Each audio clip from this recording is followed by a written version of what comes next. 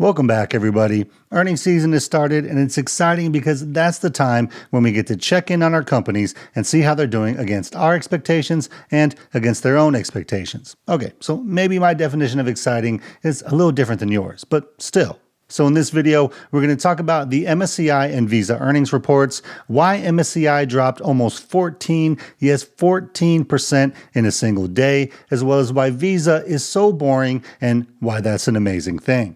But as you guys know, I've been transforming my portfolio since January to better align with my actual strategy. I've been cutting companies that I think are quality but with lower growth prospects or in highly regulated industries, and adding quality companies with a better chance to actually outpace the market going forward. And the good news is, as of this week, that transformation is complete, with the last of my major moves happening and adding to existing holdings. But the bad news is, one of those existing holdings that I added to on Monday was MSCI, which then reported earnings on Tuesday and proceeded to drop by nearly 14%. So what the heck happened? Now, on the surface, the earnings report didn't look all that bad because they beat on earnings per share and then they narrowly missed on revenue by less than 1%. Now, they technically missed on revenue expectations, but operating revenues were up 14.8% and organic operating revenue growth was up 10.3%. That's excluding any acquisition-based growth. And the recurring subscription revenues were up 15.2%,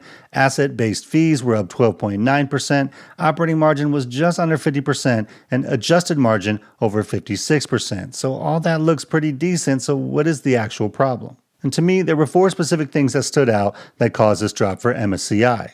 A decrease in operating margin, or said differently, an increase in expenses, partially due to acquisitions. Also, there were questions about retention rates and cancellations.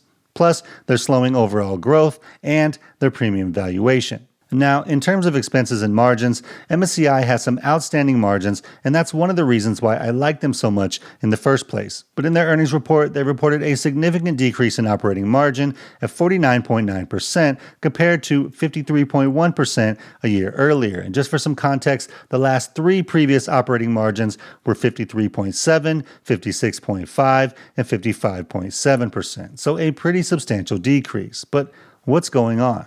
Now, part of the reason is due to their recent acquisitions of Private Capital Solutions, Carbon Markets, and Fabric. Now, they've reported adjusted earnings and expenses on these acquisitions in the last two earnings reports, but it seems like they're adding higher compensation and headcount because of those integrations, which is increasing costs. Now, ultimately, we'll have to see if they can improve that over time and or start to see increased revenue benefit that cancels out the increased costs.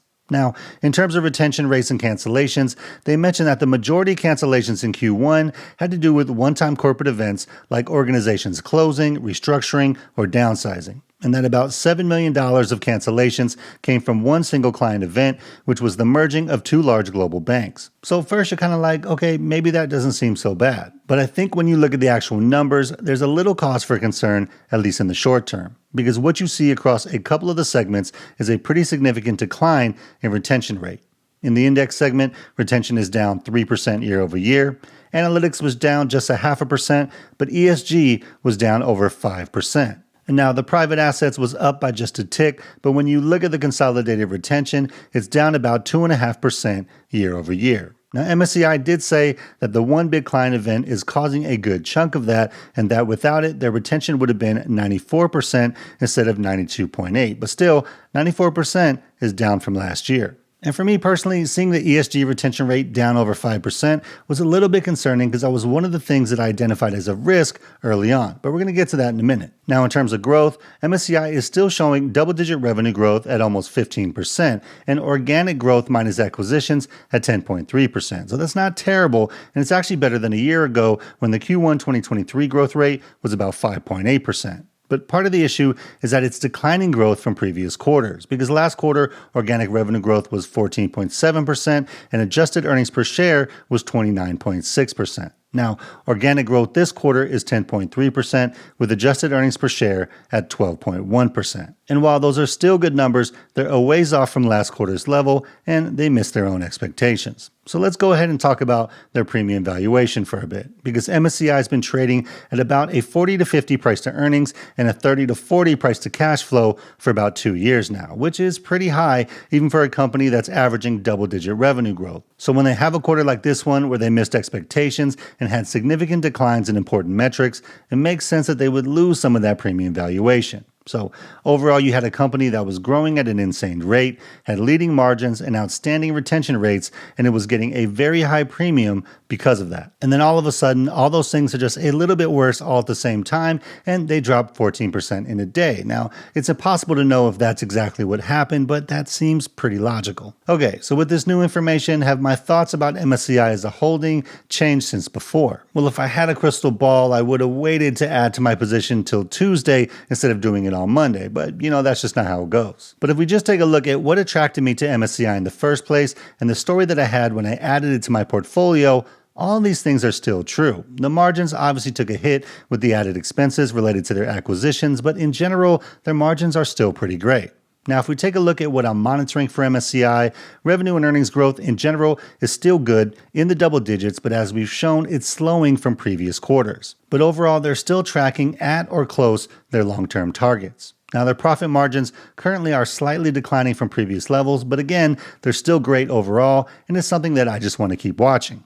Now, the recurring revenue percentage is still at 97%, same as last year. And now, in terms of the ESG portion of their business being a net positive or a net negative, revenues in that segment grew over 16% year over year, which is really good. But then their retention rate dropped over 5%, which was the highest out of all the segments. So it's a little bit of mixed messages, but still overall, at least for now, it seems to be a net positive, and we'll just have to see how it goes. And just real quick, if we look at the risks that I outlined back then, the market activity has been fine. The ESG stuff has been a net positive, but bears watching in terms of retention rates and revenue. And then the last one, I think this is exactly what we're experiencing for this quarter. MSCI's business results, in my opinion, are still good compared to other companies, but they're not as good compared to their own most recent performance. And so that premium valuation is going away as their business results come back down to more normal levels. Now, is that going to be a problem long term? For me personally, I don't think so yet. It's something that I want to keep watching and monitoring, but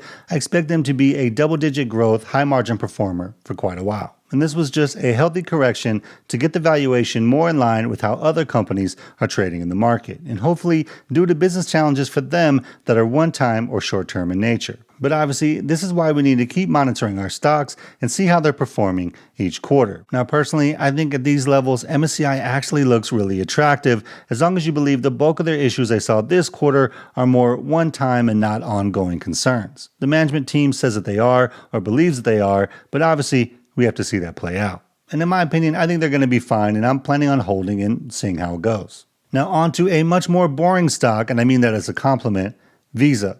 Now, Visa is easily one of my favorite stocks in my portfolio, and that's why it's one of my largest holdings. And if you remember, when I first added it to this portfolio last August, I said it was one of the most obvious decisions I had ever made. They had double-digit revenue growth, a 97% profit margin, a 45% free cash flow margin, and a 5-year dividend growth compound annual growth rate of over 16%. I mean, this company is a machine, and it's a machine that just reported earnings, so let's see how they did. Now, Visa beat on earnings and revenue both, and was up about 2.5% after earnings were announced post-market on Tuesday. But let's take a little bit deeper look.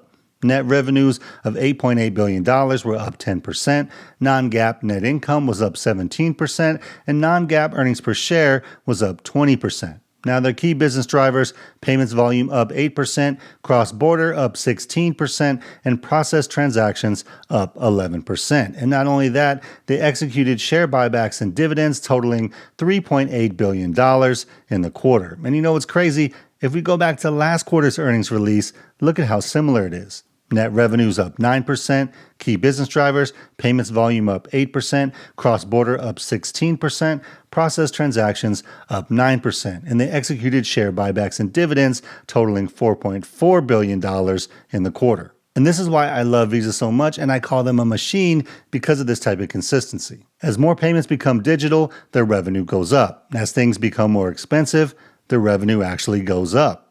As payments become more global, their revenue actually goes up, and their commitment to rewarding shareholders continues as well. Obviously, their dividend growth has been great, but they're constantly buying back shares. And as of this last earnings report, they spent $2.7 billion on buybacks, with $23.6 billion remaining in authorized funds to buy back shares. Amazing stuff. And that's why Visa is just one of those companies that I love to hold and have in my portfolio, because I just never worry about them. I mean, sure, some regulatory thing could happen that impacts their business, but they just keep trucking along, not caring what anyone else is doing, and I love it. Truly one of the best stocks to own in my opinion, and that's why it's one of my favorites. So have any of your stocks actually announced earnings yet? If so, how'd they do? Let me know down in the comments below. Now, if you want to see my original thesis of why I added MSCI to my portfolio, click on this video right here. Hope you guys have a great day out there. Financial independence is true freedom, so keep building and stacking wins, and I'll see you on the next one. Peace.